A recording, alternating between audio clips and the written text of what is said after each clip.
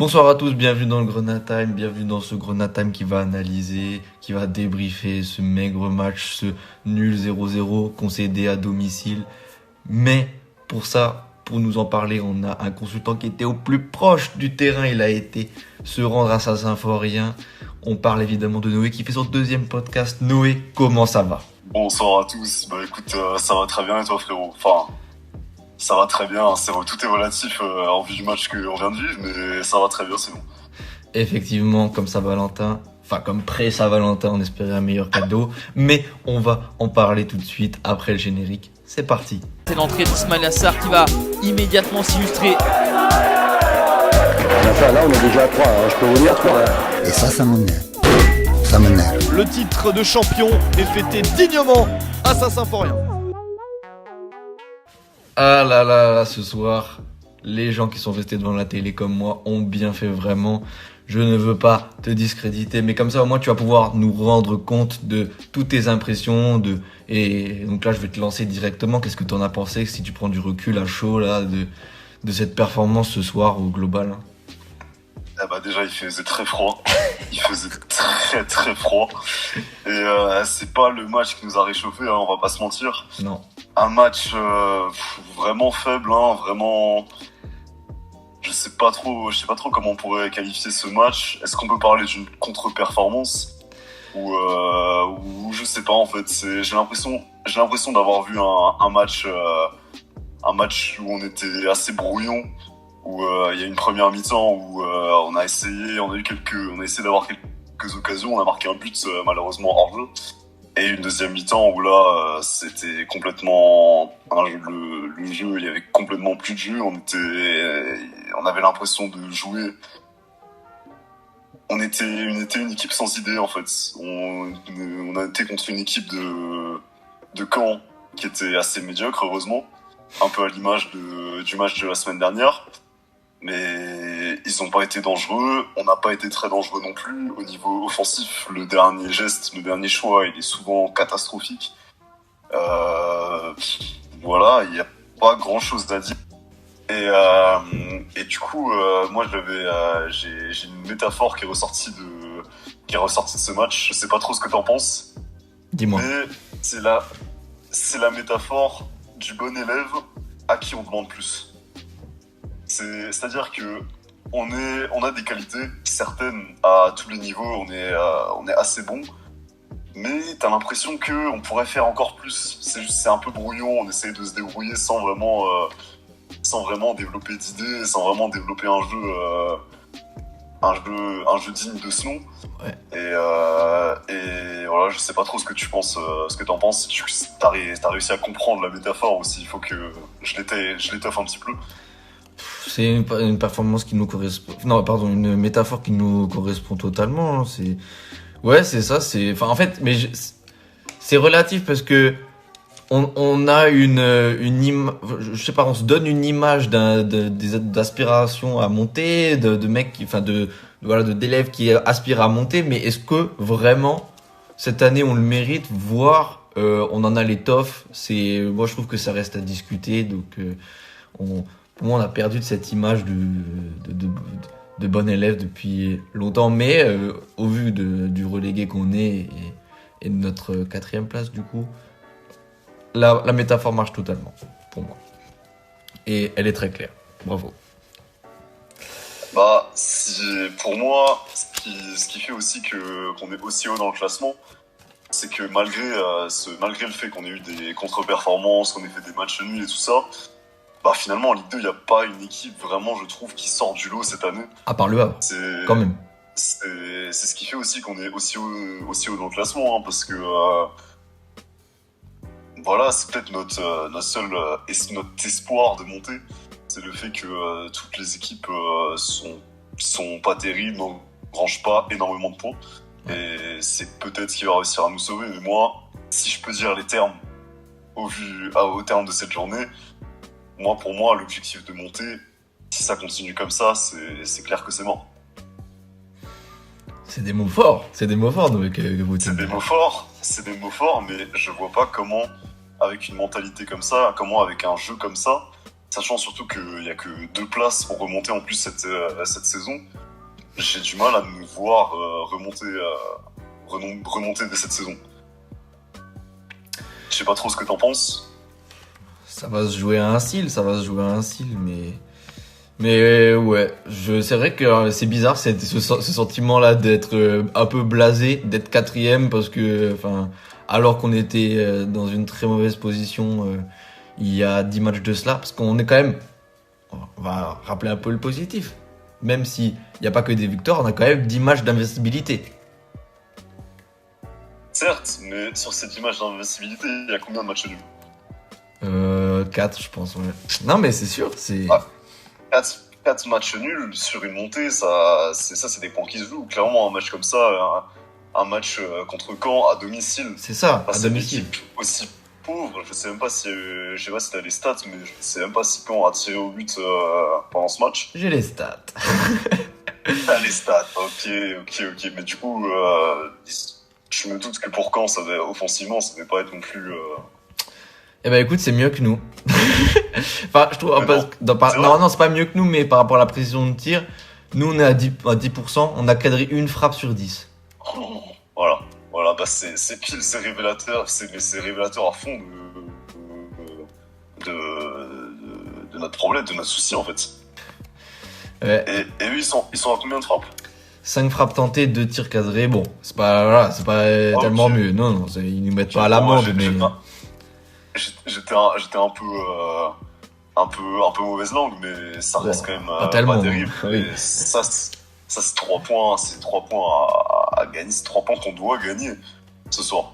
Ce qui est intéressant, vraiment, c'est que tu rappelles que sur ces 4 matchs nuls qu'on fait dans ces 10 derniers matchs, il y en a au moins 3 qui sont à domicile. Et ça, c'est inquiétant, c'est tellement inquiétant. C'est comment une équipe comme Metz, qui a justement 13 000 ce soir, 13 000 supporters qui se sont déplacés là dans le froid pour eux, qui n'arrivent pas à être... Et pourtant, j'ai entendu à la télé quand même lui donner de la voix, et je comprends pas comment on peut pas être transcendé, animé par nos supporters.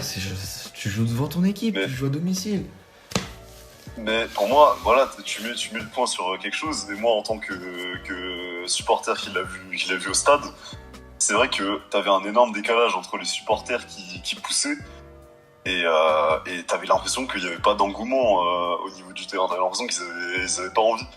Enfin, les 5 dernières minutes, pour moi, comment c'est possible à 0-0 à domicile, quand ton public te soutient comme ça, comment c'est possible de garder la balle derrière? Il n'y a aucun mouvement, les joueurs ils sont statiques. Comment c'est possible alors que t'es à domicile, tu fais 0-0, bon, voilà quoi. Ça tient en 2 mots. La Bologna touch. La Bologna touch, la fameuse Bologna touch. Sauf que là, il n'y a même pas de 1-0. Là, Bologna, il a mis 1-0, là, il n'y a même pas de 1-0, là, c'est 0-0, là. C'est ça que j'appelle la Bologna touch. Pour moi, un bon entraîneur, il fait 1-0. Bologna touch, il arrive jamais à 1-0. Soit il fait 1-1, soit 0-0. Mais le problème, c'est que là, même s'il y avait eu 1-0 sur ce match, ça aurait été, même si imaginons que le but avait été accordé, le but hors jeu avait été accordé, ça n'aurait fait que cacher quelque chose de mauvais. C'est-à-dire que c'est un peu ce qui se passe, je trouve, sur nos dernières victoires. Que tu parlais de la série d'invincibilité, je trouvais que nos victoires, elles cachaient le manque de fond et le manque de jeu. Là, ça se ressent clairement parce qu'il y a 0-0. Mais honnêtement, il y a 1-0, il y a juste la victoire au fond qui nous rassure. Mais sur le fond, c'est la même chose. Je sais pas si t'arrives à comprendre ce que Si, je comprends totalement, mais c'est aussi fou parce que par exemple, quand même, quand à domicile, la dernière journée, c'est 3-1 face à Bastia. Et là, comment tu peux passer de 3-1 avec un doublé de ton buteur Alexandre Mendy, là, qui est second au classement des buteurs, à ce soir, rien du tout. C'est pas, après, je suis pas canet, donc je vais pas défendre les canets, mais en fait, ça doit être nous, on doit être une force nulle. Mais c'est vrai que c'est pour ça aussi que elle est frustrante un peu à comprendre cette équipe de Metz. C'est que t'as l'impression qu'on arrive à faire le job d'un point de vue défensif. Je sais pas encore une fois si t'as des stats, mais on se prend peu de buts quand même, j'ai l'impression. Et du coup, offensivement, t'as l'impression que les adversaires sont pas très dangereux. En tout cas, c'était le cas sur le match de la semaine dernière, j'ai trouvé, et sur le match de ce soir. Mais on n'arrive quand même pas à les mettre en danger. On n'arrive pas à aller plus loin, quoi.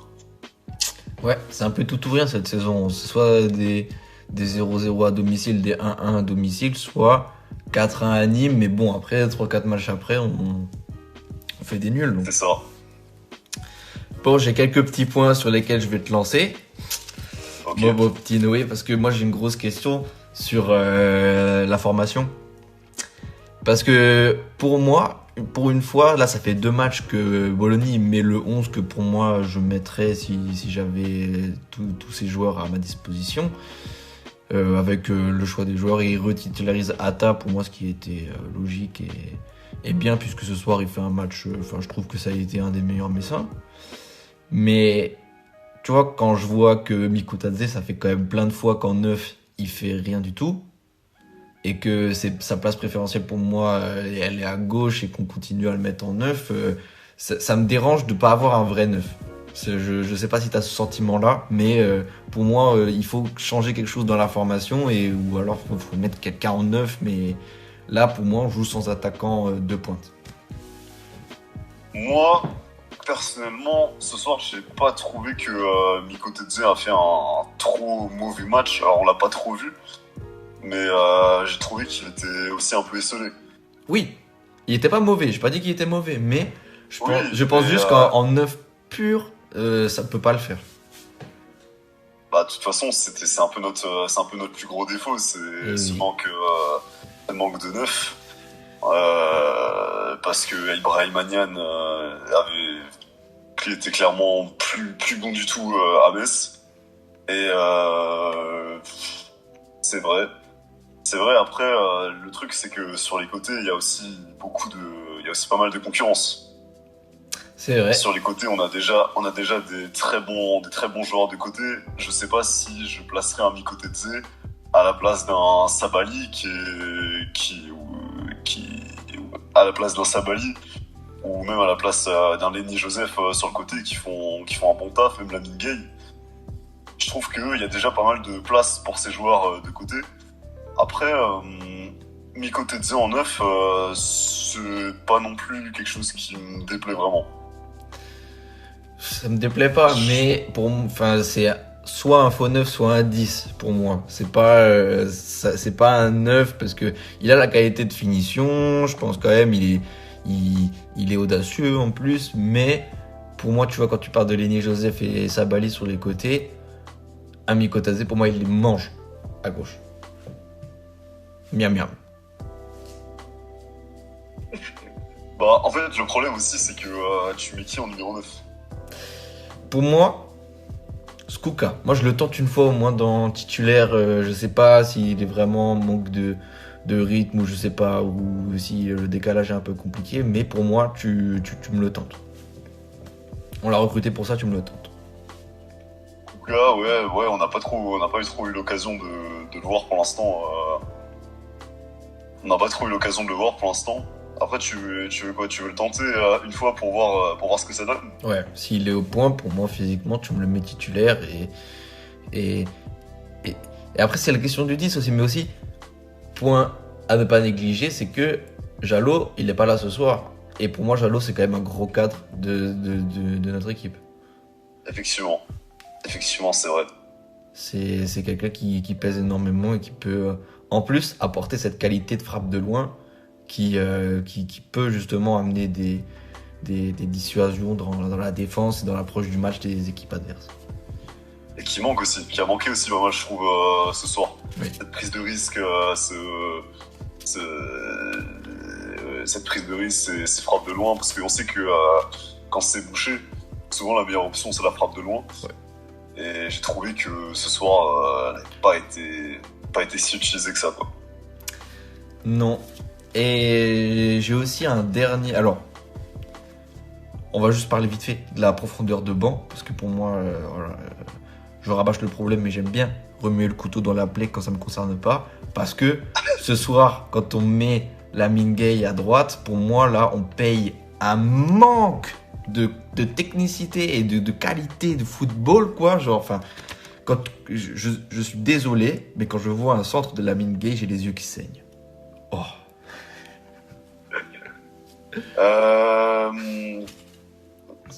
Au niveau de la profondeur de banc,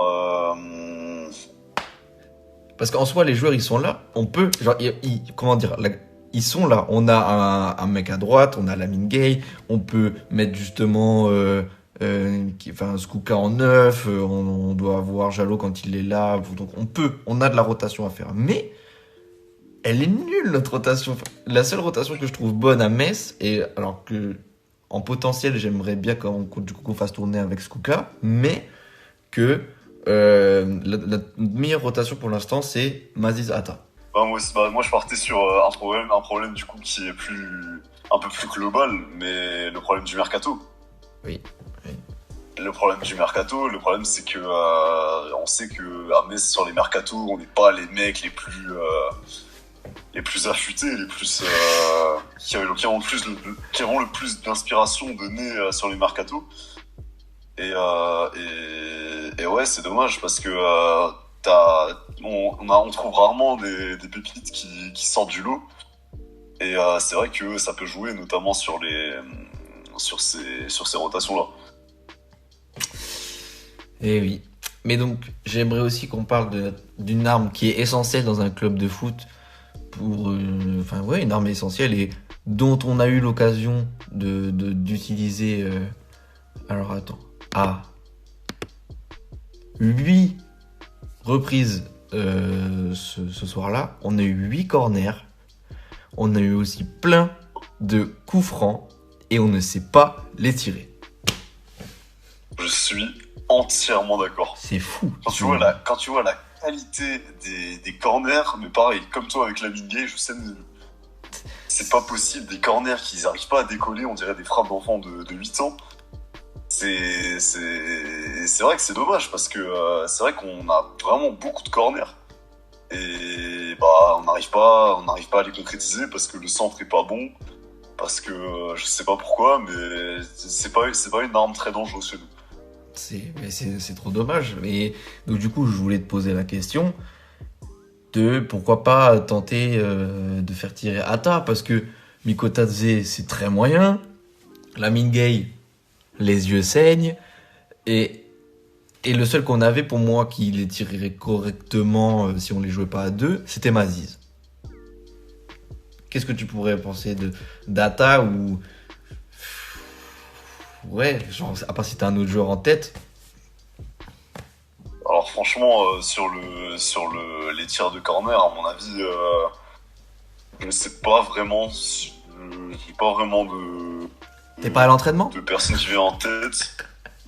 Justement, ça c'est le genre de choses qui se voient à l'entraînement, donc on sait pas, ça se trouve Atta et tire les corners dans le parking aussi, donc en fait, je sais pas vraiment, on n'a pas vraiment de tireur attitré. Et Farid Boulaya nous manque. C'est vrai que je t'envoyais un peu au casse-pipe sur cette question, mais voilà, donc du coup c'est con de pas... Ouais, je sais pas, on doit les travailler certainement, mais Oui, le travail surtout, je pense que le travail plus qu'un tireur spécifique, c'est quelque chose qui doit être fait en tout cas.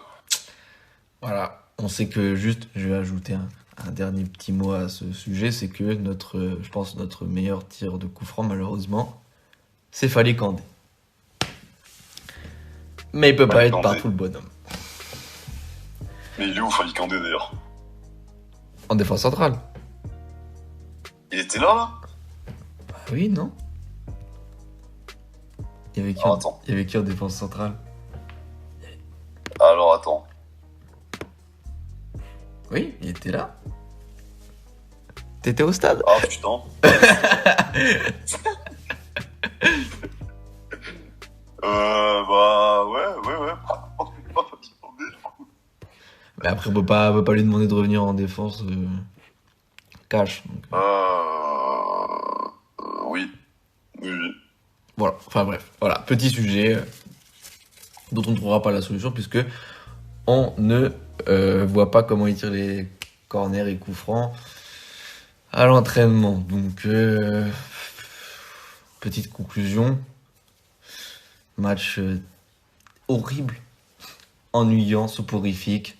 Joyeux Saint-Valentin. Merci Noé d'avoir été là. De rien. Merci à toi pour l'invitation. Tu es toujours le bienvenu. On essaye de combler. Mais voilà, on va plutôt abréger vos souffrances puisque voilà, il est assez long ce podcast pour un vieux 0-0. C'est vrai, et qui fait très froid en plus. Et qui fait très froid, donc je vais laisser Noé rentrer chez lui et moi je vais aller me pieuter. Bonne soirée à tous. Bonne soirée.